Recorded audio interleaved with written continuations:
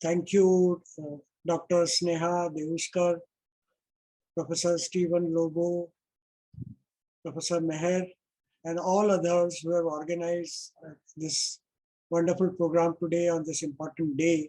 India indeed needs to be reminded about minority rights. There are many misconceptions about what minority rights are and misconceptions about minorities. Let's first try to understand what is the definition of minorities under international law and in Indian Constitution. Under international law, there's no one definition, no one universally accepted definition. There are various definitions. Can't go into all of them because we'll spend our entire time in visiting through all the definitions that have been propounded internationally, and they are all very interesting. But let me give you only Francisco Capatorti's definition, who was United Nations High Commissioner for Human Rights. His definition, I'm not quoting verbatim his definition. The three important elements that I want to cover from his definition. The first aspect of who minorities are is that they are numerically inferior, less in number compared to majority. This is very easy. ये बहुत आसान है और सबको ये बात समझ में आती है कि अल्पसंख्यक यानी जिनकी संख्या बहुसंख्या से कम है. दूसरी जो बात है, दूसरा एस्पेक्ट है माइनॉरिटीज डेफिनेशन में, वो है those who are non-dominant. अब दो प्रकार के अल्पसंख्यक होते हैं. एक जो आर्थिक राजनीतिक तौर पर मजबूत होते हैं, डोमिनेंट होते हैं, प्रभावी होते हैं, और दूसरे जो प्रभावी नहीं होते. जो तो माइनॉरिटीज के डेफिनेशन के लिए अंतर्राष्ट्रीय यूनाइटेड नेशंस में माइनॉरिटीज डेफिनेशन के लिए उनका अप्रभावी होना बहुत जरूरी होता है. क्यों? मैं आपको उदाहरण देता हूं. अगर आप सब लोगों को याद हो तो साउथ अफ्रीका में व्हाइट रेस, श्वेत नस्ल के लोग डोमिनेंट थे, प्रभावी थे. उनके हाथ में आर्थिक सत्ता थी, उनके हाथ में राजनीतिक सत्ता थी, उनके हाथ में मिलिट्री सत्ता थी और हर तरह से प्रभावी थी. और जो अश्वेत थे, अश्वेत नस्ल के थे, जिसको हम ब्लैक्स कहते हैं, वो हालांकि संख्या में बहुत बड़ी संख्या में थे, लेकिन उनके हाथ में राजनीतिक सत्ता वगैरह नहीं थी. तो हम जब माइनॉरिटीज राइट की बात करते हैं तो प्रभावी सेक्शन, जो प्रभावी माइनॉरिटीज हैं, उनके बारे में बात नहीं करते. जो अप्रभावी है, गैर प्रभावी है, या पिछड़े हैं, आर्थिक राजनीतिक कमजोर तबके हैं, उनके बारे में बात करते हैं. अगर हम भारत में देखें तो भारत में भी कह सकते हैं कि कम से कम दो माइनॉरिटीज, अल्पसंख्यक गुट थोड़े बहुत प्रभावी है और बहुत सारे अल्पसंख्यक गैर प्रभावी है या अप्रभावी है, जिनका प्रभाव नहीं है, कमजोर है. दो प्रभावी अल्पसंख्यकों की बात करें तो पहला ध्यान में आता है पारसी. संख्या में बहुत कम है, अब सिर्फ 69,000 रह गए हैं, 69,000 रह गए हैं भारत में, लेकिन प्रभावी स्थान पर है. इंडस्ट्रियलिस्ट हैं. ऐसा नहीं है कि उनमें गरीब नहीं है, बहुत कम है. और तुलना, अगर हम तुलना करें अलग अलग समुदायों की, तो पारसी समुदाय संपन्न समुदायों में शामिल होगा. नेशनल एवरेज इनकम से ज्यादा संपन्न गुटों में वो शामिल होंगे। इसीलिए जब कॉन्स्टिट्यूएंट असेंबली हमारा कॉन्स्टिट्यूशन बना रही थी और उनको स्पेशल राइट्स के बारे में बात की जा रही थी, तो पारसी प्रतिनिधियों ने कॉन्स्टिट्यूएंट असेंबली में स्पष्ट रूप से कह दिया, हमें किसी विशेष अधिकारों की जरूरत नहीं है, क्योंकि वो ऑलरेडी संपन्न है। दूसरा तुलनात्मक, हम ऐसा नहीं कहते कि इन गुटों में गरीब या अप्रभावी या वीकर सेक्शंस नहीं है, हम तुलना के रूप में कहते हैं। दूसरा जो ग्रुप है वो है जैन। तुलनात्मक थोड़े बेहतर स्थिति में है, आर्थिक राजनीतिक स्थिति में है, और उनको कोई विशेष अधिकारों की जरूरत नहीं है। मुझे याद है कि जब उनका त्योहार होता है पर्यूषण, तब भारत के कई शहरों में और कई इलाकों में जहां वे अल्पसंख्यक है, मुंबई में भी जहां वो अल्पसंख्यक है, मुंबई में भी एक बहुत छोटी माइनॉरिटी है वो, लेकिन मुंबई में भी जब उनका पर्यूषण त्योहार होता है तब नॉन वेजिटेरियन बेचने पर रोक लग जाती है 3 दिन तक। और पिछले कुछ 2-3 सालों से उनकी मांग ये रही है कि ये 3 दिन काफी नहीं है पर्यूषण में नॉन वेजिटेरियन बेचने के पर, वो उसको बढ़ाकर 8 दिन का कर देना चाहिए या 15 दिन का कर देना चाहिए। 15 दिन तक की बंदी नॉन वेजिटेरियन शहर में बेचने पर कर देनी चाहिए।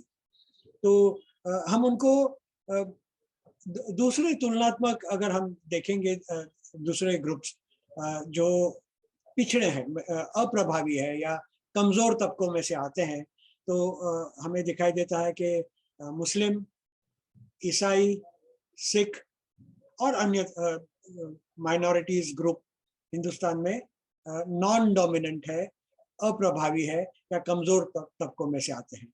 तो हम जब माइनॉरिटीज राइट की बात करते हैं तो एक जो जिनकी संख्या न्यूमेरिकली इंफीरियर है या कम है, और दूसरे जो आर्थिक और राजनीतिक तौर पर कमजोर है।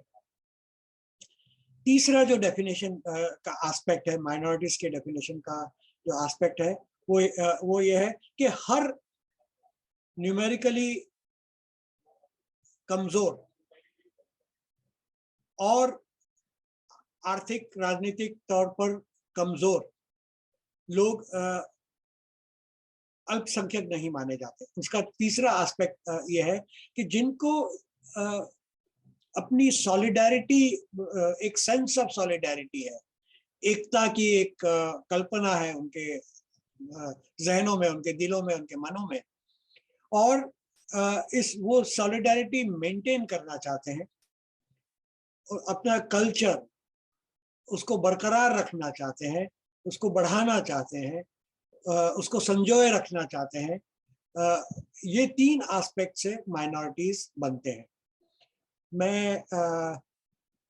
भारत में मैं आपसे सवाल पूछना चाहूंगा कि भारत में कौन माइनॉरिटीज है? कोई बता सकता है? माइनॉरिटी समुदायों के नाम आपको जो जनरली माइनॉरिटीज माने जाते हैं, तो किसी ने लिखा है शेड्यूल कास्ट, शेड्यूल ट्राइब, और माइनॉरिटीज समुदायों के नाम मुसलमान, Sikh, Christian. Yes,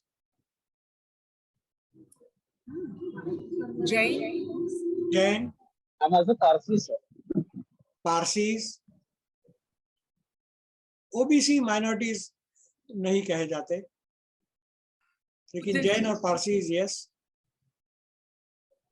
Even Buddhist also comes under the minority. कौन? Buddhist. सॉरी, बराबर ठीक से सुनाई नहीं दे रहा। Buddhist, correct. बुद्धिस्ट भी माइनॉरिटीज में है। आप ध्यान से सुनिए, प्रोफेसर स्टीवन ने जब अपना वक्तव्य पढ़ा था, जी काजल, except Hindus, all. Sir, there is a large number of Muslims are living in India. How it can be possible they are minorities? मैं आपको आपका ध्यान फिर ये तीन इस पर खींचूंगा. Those who are inferior in number, तो समझो नंबर में कम है. हिंदुस्तान में मुस्लिम्स की संख्या 14.2% है, तो नंबर में कम हुए ना, इसीलिए वो माइनॉरिटीज माने जाते हैं. और आर्थिक तौर पर कमजोर, आर्थिक और राजनीतिक तौर पर कमजोर, इसीलिए वो माइनॉरिटीज माने जाते हैं. और तीसरा, उसका तीसरा जो एस्पेक्ट है कि जो अपना धर्म या अपनी संस्कृति, अपने ट्रेडिशन, कस्टम्स, इसको संजोए रखना चाहते हैं. तो क्या मुसलमान ये चाहते हैं? तो उसका जवाब मिलता है यस में. तो ये तीनों इस पर वो खरे उतरते हैं और इसीलिए वो माइनॉरिटीज में हम उनको गिन सकते हैं. Therefore we should, therefore they are considered as minorities. तो आपने, when I asked you the question, who are minorities in India, the answers I got was Muslims, Christians, Sikhs, Parsis, Jains, Buddhists. I also got answer scheduled caste, scheduled tribe, and OBCs. Now, actually, these are not considered as, the last three are not considered as minorities in India. I would like to draw your attention to when Professor Stephen Lobo was reading about minorities. अगर आपने ध्यान से सुना हो तो उन्होंने अलग अलग क्राइटेरियाज दिए: race, ethnicity, religion, language, nationality, culture, है ना. ये सारे क्राइटेरियाज दिए. और आपने भारत में कौन माइनॉरिटीज है ये इंडिकेट करने के लिए, इंगित करने के लिए आपने धर्म को चुना. धर्म एक ही क्राइटेरिया आपने चुना जिसके आधार पर आपने माइनॉरिटीज को इंगित किया. हमारा कॉन्स्टिट्यूशन क्या कहता है? Constitution of India article 30 says it doesn't define minorities, but it says minorities whether religious or linguistic. It defines the basis on which minorities are to be considered. So the linguistic minorities, mention about linguistic minorities was totally absent from, and I don't blame anybody for this. This is usually what happens in our country, in India. Whereas minorities are religious as well as linguistic, in India, generally we think minorities only on basis of religion. The reason is because religion has been essentialized, और ये बार बार ये minorities का शब्द मुसलमान और ईसाइयों के लिए ज्यादा इस्तेमाल होता है. बाकी लोगों के लिए भी इस्तेमाल होता है, लेकिन इनके लिए ज्यादा इस्तेमाल होता है. इसीलिए हमारे दिमागों में, मनों में बैठ गया है कि जो माइनॉरिटी राइट्स है अंतरराष्ट्रीय तौर पर और भारत के पटल पर, लेवल पर, वो सिर्फ धार्मिक माइनॉरिटीज को अवेलेबल है. और किसी ने यहाँ कहा भी कि हिंदुओं को छोड़कर बाकी सारे माइनॉरिटीज हैं. बाकी सारे धर्म के तौर पर माइनॉरिटीज हैं, लेकिन अगर हम देखें तो भारत माइनॉरिटीज का देश है. मैं ये क्यों कह रहा हूं? क्योंकि हिंदी स्पीकिंग, हिंदी बोलने वाले महाराष्ट्र में माइनॉरिटीज का स्टेटस है. उनको महाराष्ट्र में हिंदी बोलने वाले, गुजराती बोलने वाले, मारवाड़ी बोलने वाले, पंजाबी बोलने वाले, सिंधी बोलने वाले, ये सारे माइनॉरिटीज हैं. और इनके सारे माइनॉरिटी इंस्टीट्यूशंस भी है, जो जिनके इंस्टीट्यूशन, जिनके एजुकेशनल इंस्टीट्यूशंस माइनॉरिटी इंस्टीट्यूशंस के तौर पर रिकॉग्नाइज किए गए हैं. और मराठी बोलने वाले महाराष्ट्र के बाहर अल्पसंख्यक, तेलंगाना में वो अल्पसंख्यक है, सब जगह वो अल्पसंख्यक है। महाराष्ट्र, मराठी बोलने वाले महाराष्ट्र को छोड़कर, तो आप अगर देखिए तो तमिल बोलने वाले तमिलनाडु छोड़कर पूरे भारत में अल्पसंख्यक में है, कन्नड़ बोलने वाले कर्नाटका छोड़कर पूरे भारत में अल्पसंख्यक में है, गुजराती बोलने वाले गुजरात को छोड़कर पूरे भारत में अल्पसंख्यक में है, और उनको वो अल्पसंख्यक अधिकार मिले हैं। तो हिंदुस्तान ये माइनॉरिटीज का देश, क्योंकि यहाँ हर कोई समुदाय कहीं ना कहीं माइनॉरिटीज, ईसाई नागालैंड और मेघालय में मेजॉरिटी में है और बाकी राज्यों में माइनॉरिटीज में है। हालांकि 2.3% है, वो सिर्फ 2.3% है, लेकिन उनके भी दो रिलीजियस मेजॉरिटी स्टेट है। वहां पर हिंदू माइनॉरिटीज में है। एक सेकंड भाई पाछा આવી જાઓ, મારો લેક્ચર ચાલુ છે। Sorry Muslim Jammu and Kashmir में मेजॉरिटी में है और वहाँ हिंदूज माइनॉरिटी में, और उनको ये सारे अधिकार मिले हैं जो अधिकार कॉन्स्टिट्यूशन ने माइनॉरिटीज को दिए हैं। और लिंग्विस्टिक माइनॉरिटीज में हर, आप किसी भी कोई भी लैंग्वेज बोलते हो, आप कहीं ना कहीं हिंदुस्तान में माइनॉरिटी में है। और यही हमारी सुप्रीम कोर्ट ने कहा है कि minorities in India are determined at the level of state because linguistic states they form, है ना। तो हम सब कहीं ना कहीं माइनॉरिटीज में है। अच्छा, डेफिनेशन के बाद मैं इस पर आऊंगा कि माइनॉरिटीज को क्या अधिकार मिले हैं, माइनॉरिटीज को क्यों अधिकार होने चाहिए। मैं दो उसके कारण दूंगा, आपका ध्यान आकर्षित, और फिर लास्ट में कहूंगा कि उनको क्या अधिकार मिले हैं अंतरराष्ट्रीय कानून में और हिंदुस्तान में।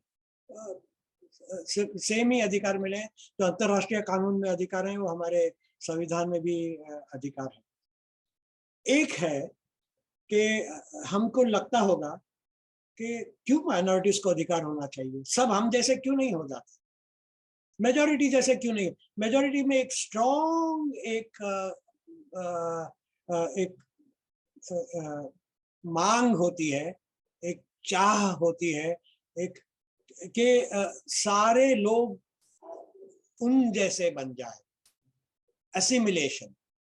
असिमिलेशन का एक स्ट्रॉन्ग करंट मेजॉरिटी कम्युनिटी हर देश में, सिर्फ भारत में नहीं, भारत में भी है, लेकिन हर देश में ऐसा है। अब देखिए, अगर अमेरिका में एसिमिलेशन का स्ट्रॉन्ग डिमांड होगा तो इसका मतलब ये होगा कि वहां सारे हिंदू ईसाई जैसे बन जाए, वहां सिर्फ एक ही भाषा चले और वो है इंग्लिश, वहां स्पेनिश के लिए कोई भाषा नहीं होनी चाहिए, हिंदी या तेलुगु या तमिल, और ये सारी भाषाएं वहां हैं अमेरिका में। इसका मतलब ये होगा कि सिंगापुर में Tamil, Chinese are also minority languages, national official languages, along with Malay language. Malay majority है सिंगापुर में, लेकिन चाइनीज माइनॉरिटी की भाषा और तमिल माइनॉरिटीज की भाषा ऑफिशियल लैंग्वेज है। आप में से अगर कोई सिंगापुर गया हो तो आप अगर वहां के मेट्रो में चढ़ेंगे तो अनाउंसमेंट्स वहां 3 भाषा में होते हैं, मलय भाषा में, चाइनीज भाषा में और तमिल भाषा में, और इंग्लिश में भी होते हैं। हालांकि इंग्लिश वहाँ की ऑफिशियल लैंग्वेज नहीं है, लेकिन मैं जब था तो मेरी समझ में आया, मुझे न चाइनीज समझ में आती, न तमिल समझ में आती, ना मलय भाषा समझ में आती, मुझे समझ में आती तो इंग्लिश। ऑलराइट, तो मैं वहाँ अनपढ़ नहीं हो गया और अनपढ़ गवार नहीं हो गया। तो अगर एसिमिलेशन का मतलब होगा कि पूरी दुनिया में फिर हर देश में सिर्फ एक ही भाषा रहेगी, एक ही धर्म रहेगा, एटसेट्रा एटसेट्रा। क्या ये हमें गंवारा है? नहीं। अगर हमें जो हिंदुस्तानी विदेश के नागरिक हो गए हैं या वहां बस गए हैं, उनको उनका कल्चर का अधिकार होना चाहिए, ये चाहते हैं, तो हमें माइनॉरिटी राइट्स का बचाव करना चाहिए अंतरराष्ट्रीय लेवल पर। एक बात। दूसरी बात यह है कि अगर माइनॉरिटीज को उनका अधिकार नहीं दिया तो अंबेडकर साहब ने भी कहा है, डॉक्टर बाबा साहब अंबेडकर ने भी कहा है कि इट बिकम्स एक्सप्लोसिव सिचुएशन हो जाती है, हलचल पूरे, कोई भी देश शांति से नहीं रह सकता। 2 विश्व युद्ध के केंद्र में कहीं ना कहीं अल्पसंख्यक अधिकारों का प्रश्न भी था। मैं ज्यादा डिटेल में नहीं जाऊंगा क्योंकि समय कम है, लेकिन मैं क्यों ये कह रहा हूं ये मैं आपको समझाऊं। पहला विश्व युद्ध, अगर आपको इतिहास ध्यान में हो तो इसलिए शुरू हुआ कि प्रिंस कैसर, उनका असैसिनेशन, उनको मार दिया गया और उनके असैसिनेशन का इल्जाम सर्बियन माइनॉरिटीज पर लगाया और विश्व युद्ध शुरू हो गया। पूरे विश्व में युद्ध शुरू हो गया। उसके दूसरे कारण भी है, सिर्फ यही कारण नहीं है, but this was the trigger point. दूसरा विश्व युद्ध, अगर आपका ध्यान मैं खींचूं तो हम सब जानते हैं कि कहीं ना कहीं यहूदी माइनॉरिटीज का सवाल भी उस विश्व युद्ध के केंद्र में था। यहूदियों को गैस चैम्बर में डाला जा रहा था, जलाया जा रहा था। हिटलर ने कहा मैं सबको खत्म कर दूंगा, हमारा राजनीतिक उद्देश्य यह है कि पूरी दुनिया से हम यहूदी को खत्म कर दें, ये माइनॉरिटीज हैं वगैरह वगैरह। और उन्होंने पहले तो माइनॉरिटीज को दबाने के लिए बहुत सारे कानून बनाए। माइनॉरिटीज के साथ किसी की शादी नहीं हो सकती वगैरह वगैरह, बहुत सारे नागरिकता के कानून बनाए वगैरह, बहुत सारे कानून बनाए। और फिर अल्टीमेटली कहा हम यहूदियों को खत्म कर देंगे। और विश्व युद्ध के केंद्र में ये एक मुद्दा भी था, दूसरे विश्व युद्ध के केंद्र में। इसीलिए पहले विश्व युद्ध के बाद जब लीग ऑफ नेशन बनी तो माइनॉरिटीज राइट का चार्टर बना, क्योंकि तब भी सारे देशों को के ध्यान में आया कि माइनॉरिटीज अगर उनके राइट्स सेटल्ड और सिक्योर नहीं होंगे तो वो देश और पूरा विश्व चैन से, शांति से नहीं रह सकता। और दूसरे विश्व युद्ध के बाद भी यूनाइटेड नेशंस का जो चार्टर बना, ह्यूमन राइट्स का चार्टर बना, उस चार्टर में भी माइनॉरिटी राइट्स क्या है वो बताए गए हैं। और इसीलिए वो ये जो 1992 का यूनाइटेड नेशंस का माइनॉरिटी राइट्स का डिक्लेरेशन भी हमारे सामने है कि ये एक कितना महत्व है। हमारे हिंदुस्तान में आप देख लीजिए और हमारे पड़ोस में आप देख लीजिए। हिंदुस्तान में अगर आप देखेंगे तो हिंदुस्तान के बंटवारे में भी कहीं ना कहीं माइनॉरिटी राइट्स सेटल नहीं हो सके थे। ये एकमात्र कारण नहीं है, बहुत सारे कारण है, लेकिन ये भी एक कारण था कि जिन्ना बार बार माइनॉरिटी राइट्स के नाम पर लड़ रहे थे और वो माइनॉरिटी राइट्स के नाम पर इकट्ठा सबको कर पाए और हमारे देश का बंटवारा की मांग असरकारक रूप से रख पाए। बंटवारा हुआ, गलत हुआ वगैरह वगैरह, हम इस बात, ये आज का हमारा विषय नहीं है, इसलिए हम इस बात में ज्यादा और डिटेल में नहीं जाएंगे। अगर पाकिस्तान को आप देख लीजिए कि पाकिस्तान का भी फिर बंटवारा हो, वो भी माइनॉरिटी राइट्स को लेकर, कि कहीं ना कहीं बंगाली बोलने वाले मुसलमानों को उनकी भाषा को जगह नहीं दी गई और फिर बंगाली लड़े और उन्होंने अपना अलग देश बनाया, बांग्लादेश। तो हम इसीलिए सुख शांति के लिए माइनॉरिटी राइट्स को रिस्पेक्ट करना बहुत जरूरी है, और इसीलिए वो विश्व इसमें आता है। मैं एक दूसरा मॉरल आर्ग्यूमेंट दूंगा कि क्यों माइनॉरिटी अधिकार के बारे में हमको सोचना जरूरी है। कभी कभी हमें हमारे अंदर एक बहुत जोर की इच्छा होती है कि सब हम जैसे हो जाए, लेकिन सब हम जैसे हो जाएंगे तो समाज में बदलाव नहीं। समाज में बदलाव तब होता है जब कोई प्रस्थापित ज्ञान को, विजडम को चैलेंज करता है, तब समाज में बदलाव आता है। पहले उस बदलाव पहले जो प्रस्थापित विजडम है, ज्ञान है, मान्यताएं हैं, उसको चैलेंज करने वाले को पहले शिक्षा दी जाती है, पागल समझा जाता है, वगैरह वगैरह। धीरे धीरे समाज के ध्यान में आता है कि नहीं, वो जो बोल रहा था वो सच है। गैलीलियो ने जब कहा कि सूरज पृथ्वी के इर्द गिर्द नहीं घूमता है, पृथ्वी सूरज के इर्द गिर्द घूमती है, तो उसको सजाए मौत दी गई। उसने अपना वक्तव्य वापस लिया और फिर ताउम्र कैद दी गई, उसको पूरी उम्र कैद में रखा गया। लेकिन हम ये जानते हैं कि गैलीलियो एक माइनॉरिटी विचार में था। वो बाइबल के क्वेश्चंस, बाइबल के बारे में मान्यताओं को चैलेंज कर रहा था, इसीलिए वो धार्मिक माइनॉरिटी में भी था एक तरीके से। और वो खुद क्रिश्चियन फादर था, प्रीस्ट था, फिर भी वो चैलेंज कर रहा था।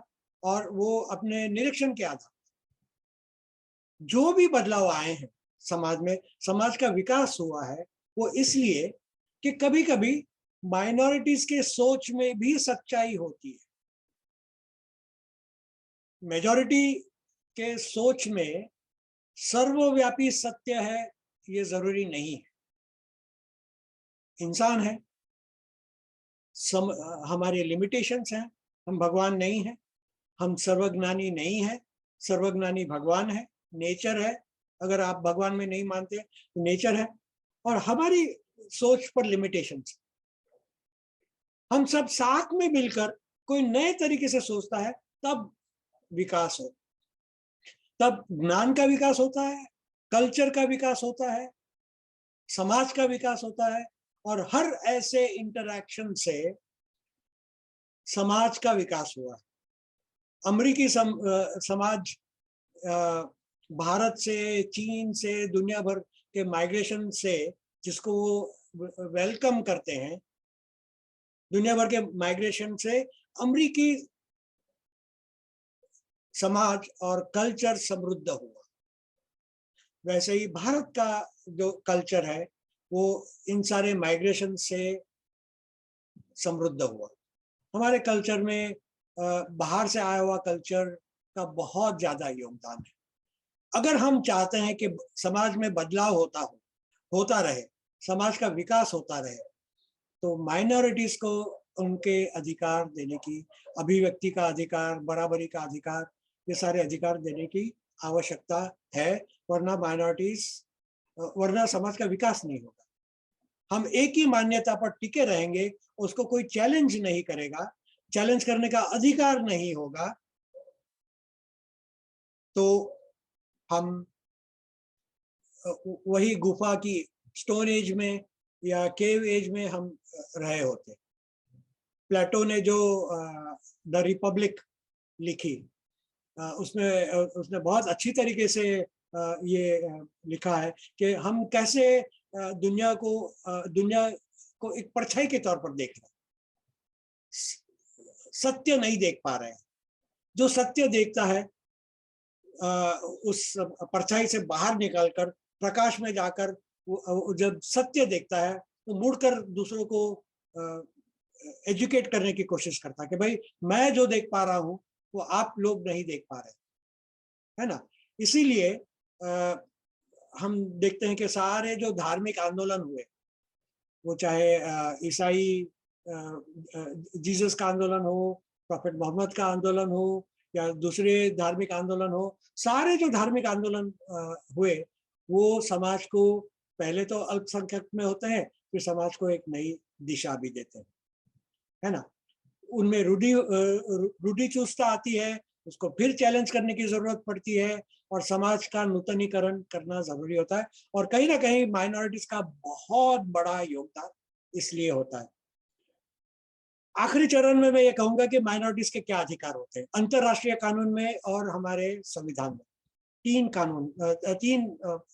टाइप के अधिकार होते हैं।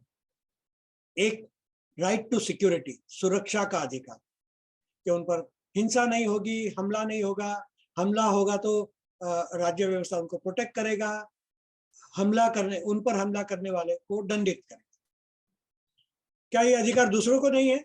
सभी को है, लेकिन माइनॉरिटीज ज्यादा वल्नरेबल होते हैं, कमजोर तबकों से होते हैं, इसीलिए वो और कम अपनी रक्षा कर पाते हैं दूसरे के मुकाबले। इसीलिए उनकी सुरक्षा पर, सबकी सुरक्षा, लेकिन उनकी सुरक्षा पर भी ख्याल देना पड़ता है। एक, so first class of rights of minorities pertain to their security rights. The second class of rights, दूसरे जो उनके अधिकार होते हैं वो है नॉन डिस्क्रिमिनेशन, कि उनके साथ भेदभाव नहीं हो सकता। किसी राज्य ने सिर्फ इस आधार पर कि वो माइनॉरिटी समुदाय के हैं, सिर्फ इस आधार पर उनके साथ किसी प्रकार का भेदभाव नहीं करना चाहिए। पॉलिटिकल पार्टिसिपेशन में इक्वल स्पेस देना चाहिए, हर तरीके से उनको इकोनॉमी में मीनिंगफुल पार्टिसिपेशन के लिए उनको इक्वल स्पेस देना चाहिए। क्या दूसरों को ये अधिकार नहीं है?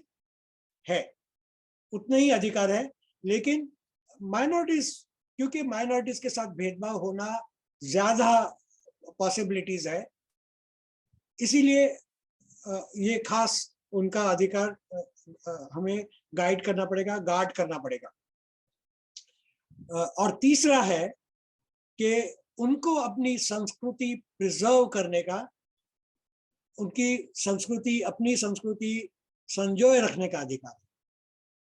अगर वो संस्कृति अपनी संजोए नहीं रख सकते हैं तो वो संस्कृति खत्म हो जाएगी, मिट जाएगी। अच्छा, संस्कृति को प्रिजर्व कैसे करते हैं, अपने कल्चर को कैसे प्रिजर्व, चाहे धर्म हो, भाषा हो, अपने कस्टम्स हो, अपने ट्रेडिशंस हो, रीति रिवाज हो, जो भी हो, वो उनको प्रिजर्व करने का अधिकार। प्रिजर्व कैसे करते हैं? शैक्षणिक संस्थानों के द्वारा। शैक्षणिक संस्थान ये माध्यम बनते हैं कि मैं मेरे बच्चों को मेरी संस्कृति के बारे में, धर्म के बारे में, मेरी भाषा में, मेरे रीति रिवाज के बारे में, कस्टम्स, ट्रेडिशंस, मेरे कल्चरल मीनिंग्स के बारे में मैं उनको बताऊं। और ये माँ बाप भी बता सकते हैं, लेकिन माँ बाप से ज्यादा शैक्षणिक संस्थान जहाँ उनका शिक्षण होता है, वहाँ उनको अपने कल्चरल ये भी मिले। तो ये संजोए रखने का अधिकार। ये तीन अधिकार, सुरक्षा, नॉन डिस्क्रिमिनेशन, भेदभाव नहीं होना, और तीसरा अपने कल्चर को प्रिजर्व करने का अधिकार।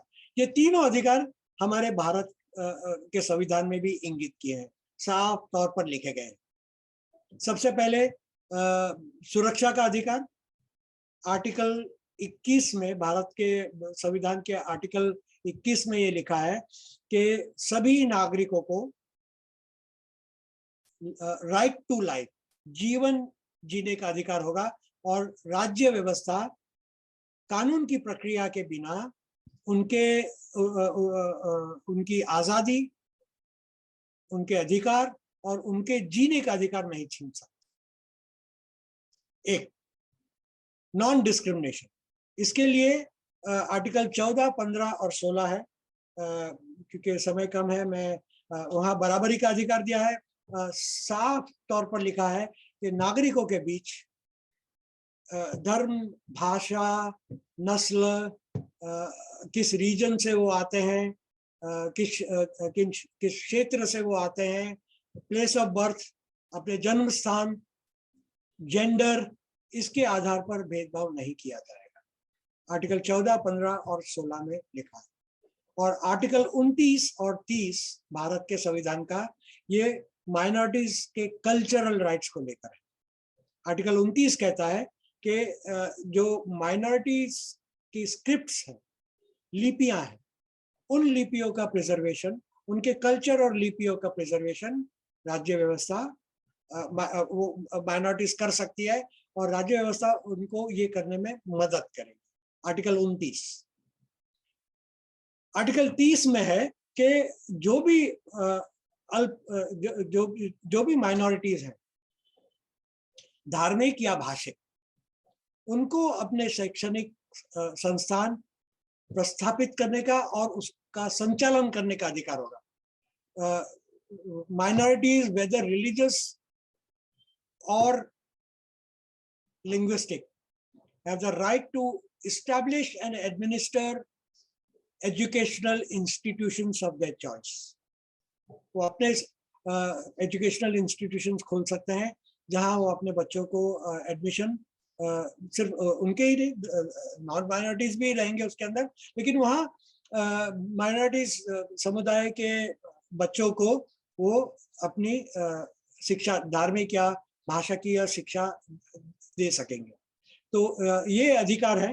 फाइनली मैं एक कहूँगा कि कभी कभी माइनॉरिटीज के अधिकार और देश के कानून में टकराव आता है। ऐसे में दुविधा होती है कि माइनॉरिटीज के अधिकार की सुरक्षा की जाए या देश के कानून की रक्षा की जाए।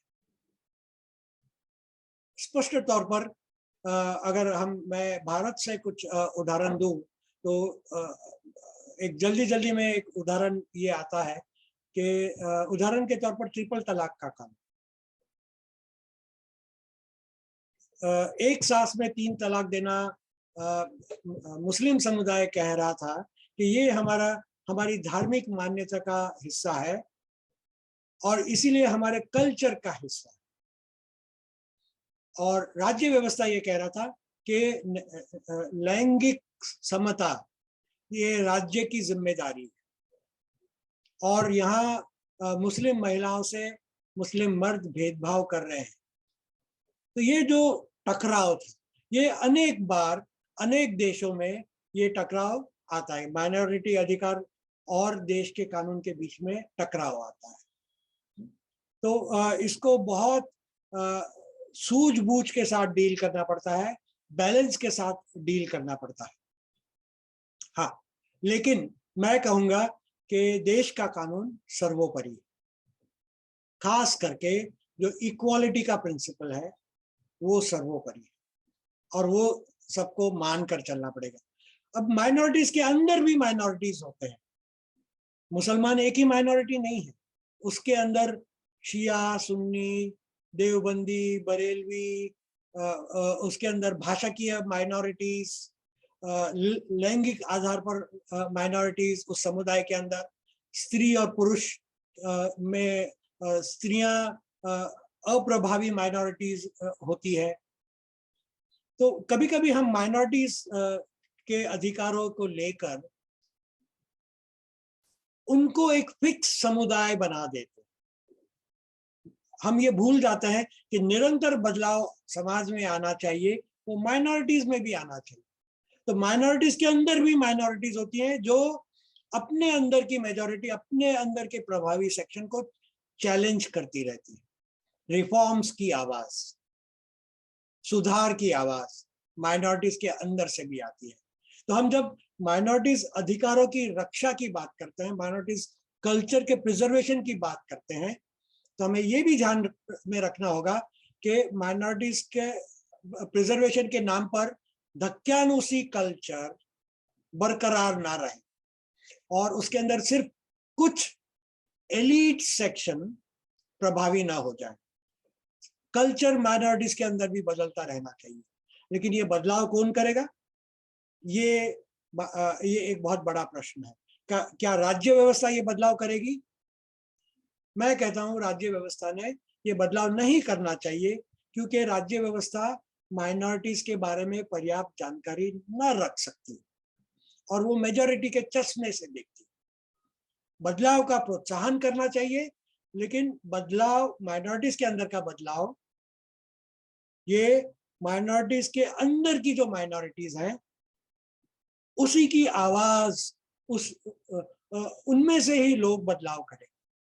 जैसे मुस्लिम महिला या ईसाई महिला या बुद्धिस्ट महिला या सिख महिला, या उनके अंदर जो एक प्रगतिशील सेक्शन है, उन्होंने ये बदलाव की आवाज बननी चाहिए। तो फाइनली मैं कहूंगा कि असिमिलेशन ऑफ कल्चर नहीं, कल्चर एक दूसरे में समावेश नहीं होना चाहिए, हमें सांस्कृतिक डाइवर्सिटी, विविधता चाहिए भारत से ज्यादा। ये बात कोई और दूसरा देश नहीं समझ पाया है, क्योंकि भारत में पीपल ऑफ इंडिया प्रोजेक्ट के अनुसार, जो गवर्नमेंट ऑफ इंडिया का प्रोजेक्ट था, के अनुसार 4,635 कम्युनिटीज है। सिर्फ सिख, ईसाई, मुस्लिम, हिंदू ये कम्युनिटी नहीं है। ये 7-8 कम्युनिटीज धार्मिक कम्युनिटीज नहीं है। इन कम्युनिटीज के अंदर भी कम्युनिटीज, एथनिसिटी के नाम पर ट्राइबल कम्युनिटीज, एटसेट्रा एटसेट्रा। हमारी डाइवर्सिटी रिच है, और भारत ने ये बहुत सदियों पहले ये बात सीख ली कि हम डाइवर्सिटी को कैसे बरकरार रखें, और इसीलिए भारत एक, मैं कहता हूँ, माइनॉरिटीज का देश है, और यहाँ जो माइनॉरिटीज के अधिकार हैं वो सब कहीं ना कहीं उसको उसका आनंद ले रहे हैं, और माइनॉरिटीज के अधिकारों की सुरक्षा, यानी बदलाव की सुरक्षा। इनफैक्ट डाइवर्सिटी से हमारा समाज और सांस्कृतिक तौर पर और ज्यादा समृद्ध हुआ है। ये समृद्धि बरकरार रहे, इसलिए माइनॉरिटीज के अधिकार बरकरार रहना चाहिए। धन्यवाद। Thank you very much. Thank you very much, sir. That was indeed a very good presentation on minority rights. We have the floor open for questions now. Students, if you have any questions, you may ask them now.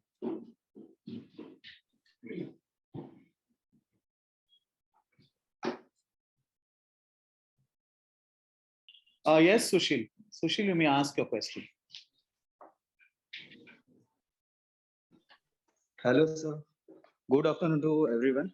Good afternoon. Yes, especially for Irfan, sir. Sir, I had a question that as I belong to Mahar caste, then we like converted into as a Buddhism. So I'm always a little bit confused with that. As a Mahar, we come under this minority, this standard, or as a according to Buddhism. Can you please explain? According to Indian law, according to Yeah. Indian constitution, Mahars are not minority. Buddhists are minority because they are religious minority. Article 30 clearly says minorities, whether religious or linguistic minorities, ये दो ही minorities को recognition है भारत के संविधान में, and therefore those who belong to Mahar caste who have not converted to Buddhism or other scheduled castes, non-Mahar scheduled castes who have not converted to Buddhism, do not have minority status in India. Is it right? Is it wrong? We leave it to. But you know, rights of scheduled castes are otherwise protected through other provisions of the constitution, not as minorities. Earlier, during British period, scheduled castes were, or they were called as depressed castes. They were considered as minorities, but not after a constitution, not after the present constitution. LGBT, there was a question in chat box. LGBT are considered sexual minorities world over, not yet included in our constitution, or constitutional law. But according to me, they are sexual minorities, and slowly we are adopting, Indian law is adopting a regime where rights of LGBT are also protected. First step is we are ensuring that they are not oppressed just because they belong to LGBT community, sexual minority community, just because they have a different sexual orientation. Our first step is we are ensuring that they are not oppressed. We are not yet protecting their rights. I think that battle should be fought. It is being fought. It might take some time. I am all for example, protecting their rights would mean they also have a right to set up their family in the manner in which they think. Right now, they don't have. Law does not recognize LGBT family. All right. There are a lot of gray areas. We have a long way to go there. So first, we have taken the first step of non-oppression to ensure that they are not oppressed by when the Supreme Court gave judgment on section 377, that is what we ensured. But are we protecting LGBTQA++ rights? We are not so far. But I would say we are going towards it. Steadily we are. We will soon recognize their marriages and all, etc., etc. But our thinking has to evolve. Our religious orientation has to change. A lot of things will have to change. And that's the change that I was talking about. That minorities challenge, when minorities challenge our present beliefs, wisdom, and knowledge and understanding, actually society develops. So therefore, minority rights are necessary. If we want to enrich our cultural life, minority rights are necessary. So minority rights are necessary, not only to minorities, it should be necessary. It is in interest of even majority community, members of majority community. Thank you so much, sir. Maybe we may take one last question since it's time up. One last question, if anyone else wants to ask a question, please.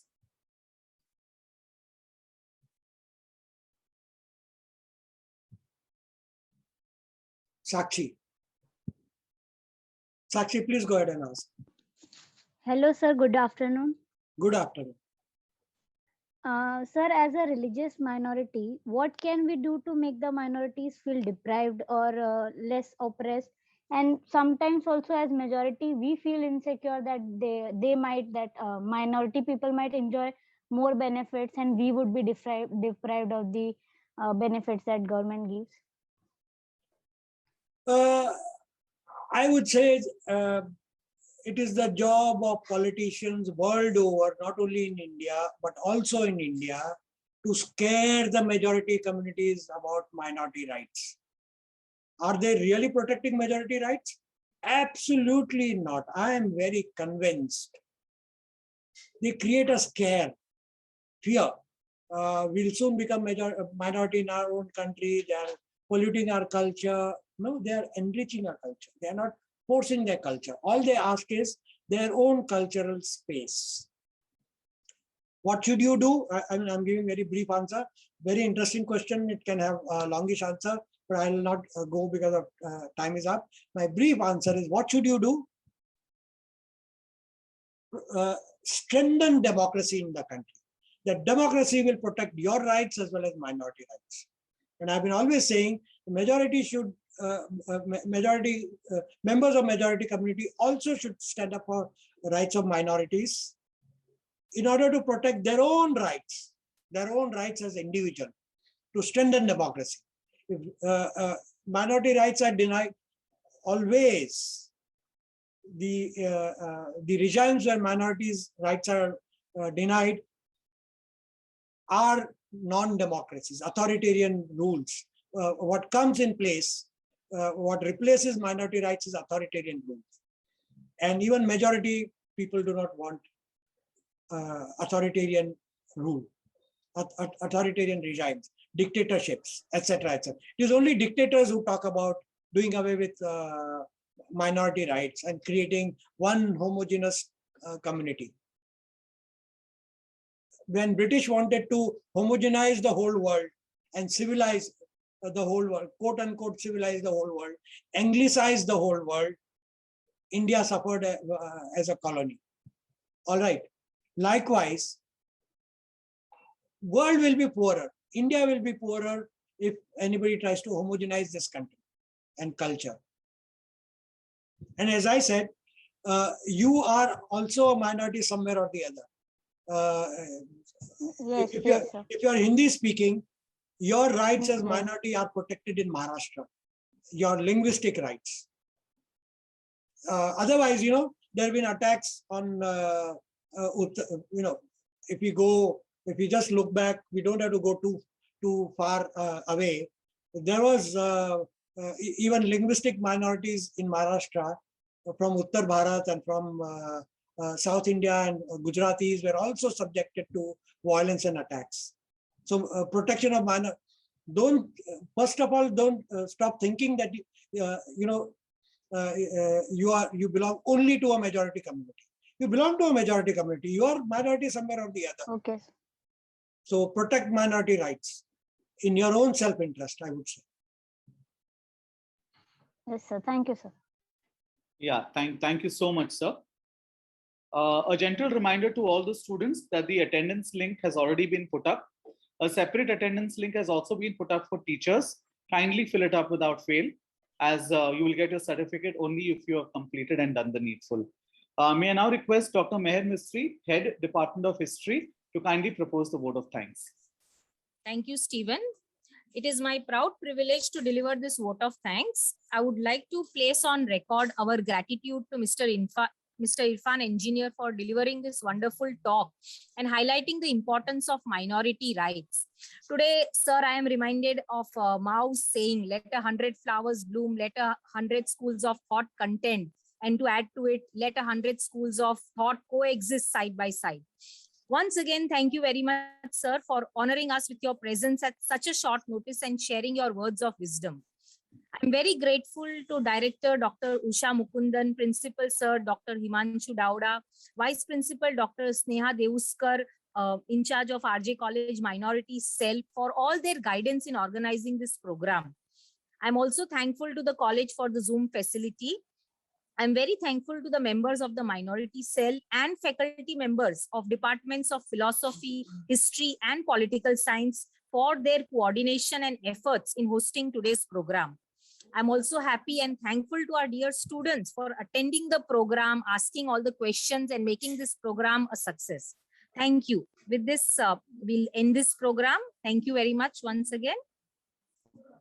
I thank you all for inviting me. It was really a privilege being here. Thank you. Thank you. Yes, thank you very much, sir. I take your leave. Thank you, sir. Thank you, sir.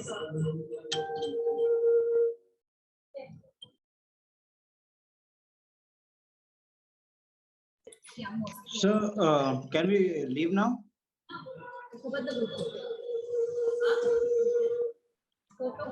Hello, ma'am. Can we leave?